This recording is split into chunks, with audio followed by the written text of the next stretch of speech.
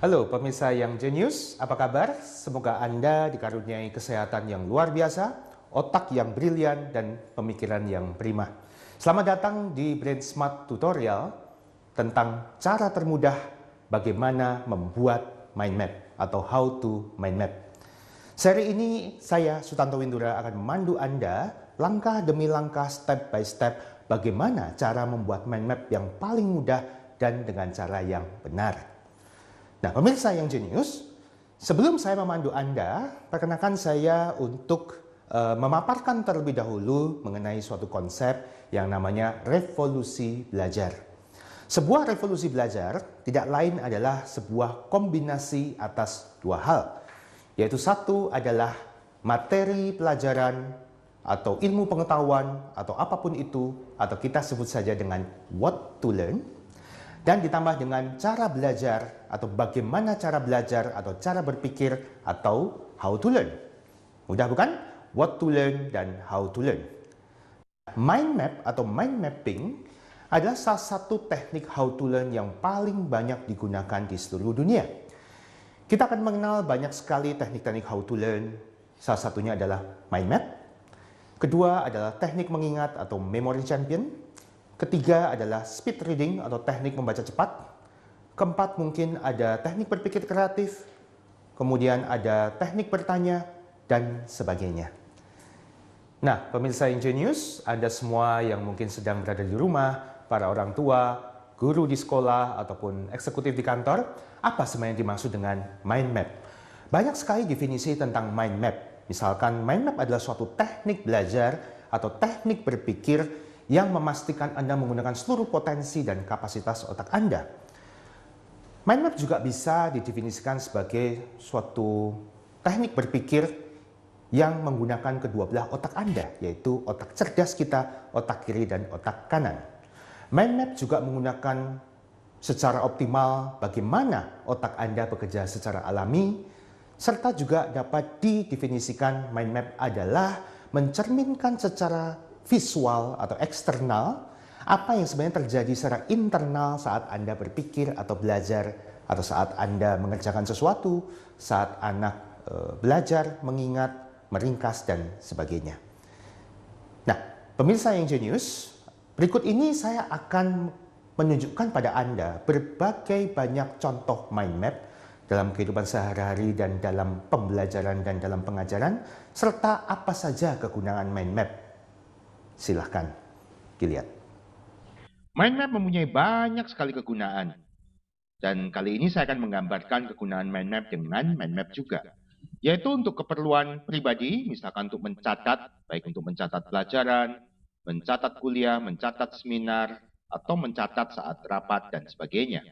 Kemudian untuk mengelola tugas-tugas pelajaran, tugas sekolah, tugas Anda pribadi, tugas di kantor, kemudian mengelola bebannya sehingga Anda dapat lebih memprioritaskan apapun yang Anda harus kerjakan terlebih dahulu.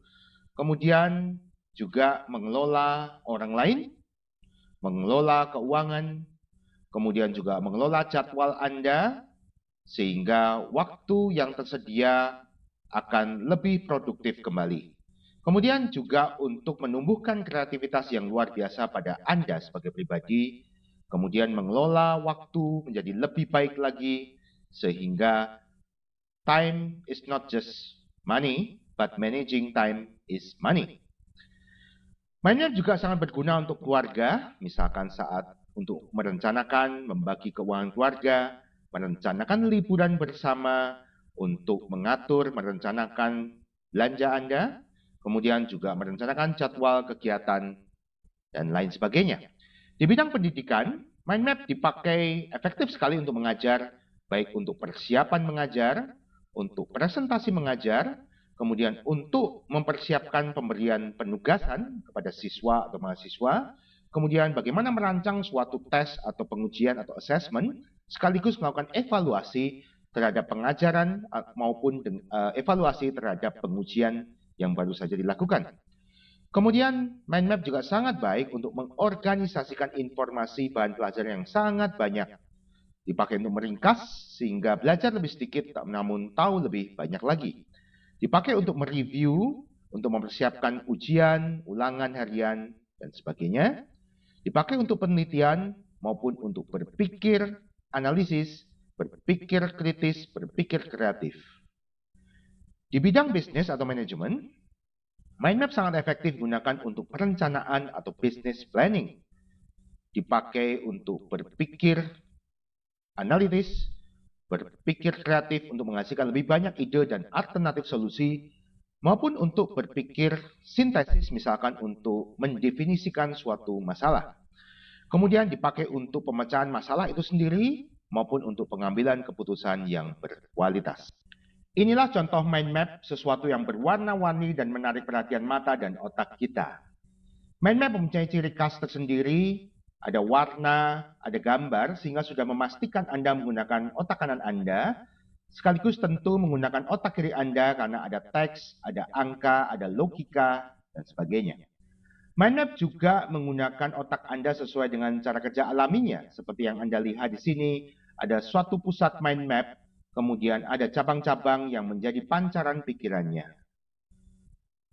Mind map juga sangat baik diterapkan untuk mencatat sebuah seminar. Misalkan seperti yang Anda lihat ini, seminar 1 hari selama 8 jam cukup dicatat dengan 1 lembar saja. Yang mencatatnya jauh lebih mengerti dan hanya mencatat kata kuncinya atau keywordnya saja. Contoh lain, mind map juga bisa dipakai untuk meringkas sebuah buku yang tebalnya lebih dari 300 halaman menjadi sesuatu yang jauh lebih dimengerti oleh orang yang membuat mind map-nya, sekaligus dipakai untuk meringkas, sekaligus membedah bukunya. Contoh lain, mind map yang bisa dipakai untuk mencatat suatu jadwal kegiatan, sekaligus mengatur beban kerja seseorang. Contoh lain, mind map juga sangat baik untuk dipakai untuk berpikir kreatif, mengembangkan ide, termasuk ide usaha, seperti contohnya seseorang yang sedang berpikir mengembangkan satu usaha dengan membuka sebuah toko handphone atau toko ponsel.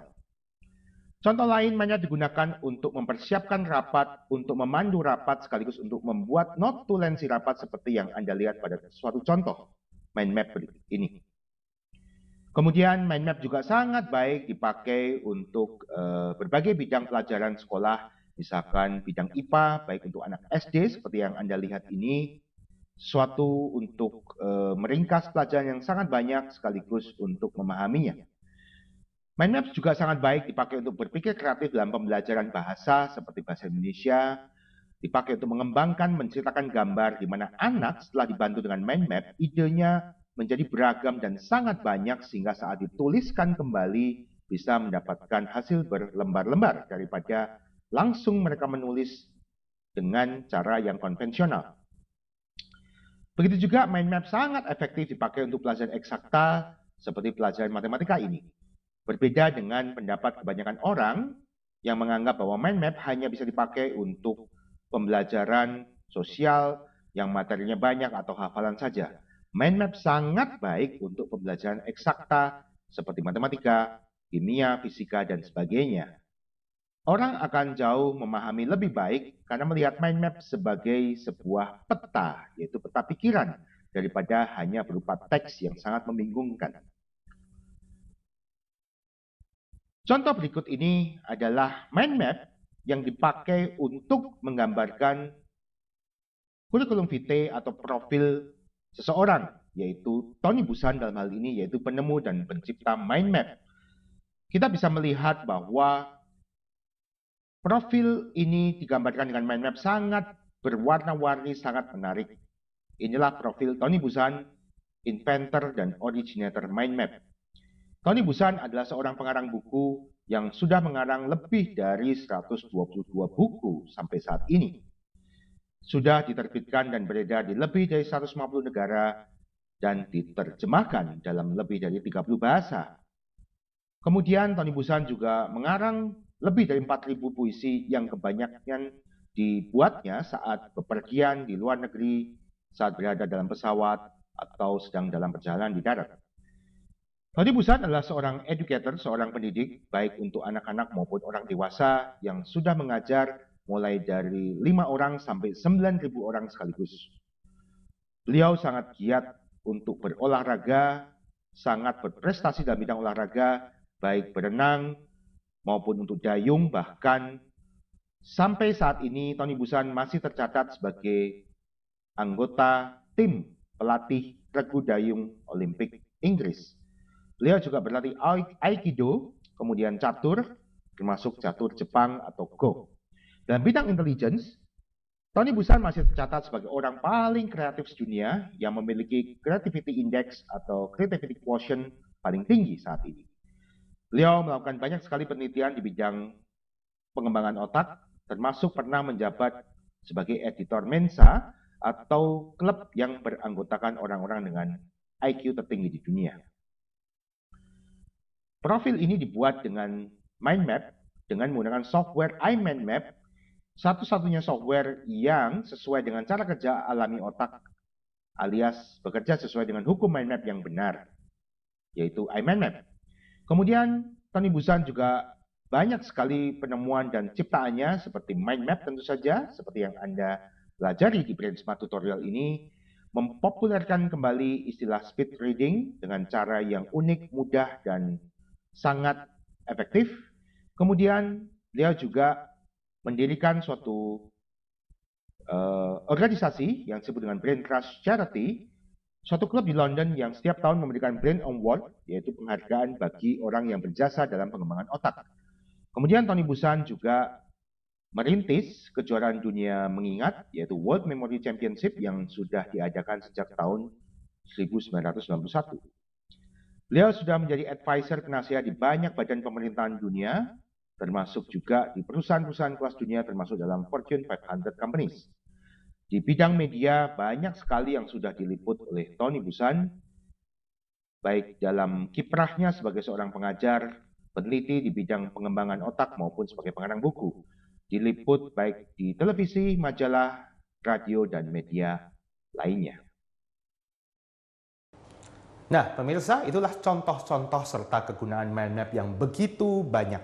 Setiap kegiatan berpikir di situ mind map ada perannya, termasuk bagi anak-anak Anda yang sedang belajar, sedang mengerjakan tugasnya, mencatat, mempersiapkan bahan ujiannya, itu semua mind map cukup banyak kegunaannya.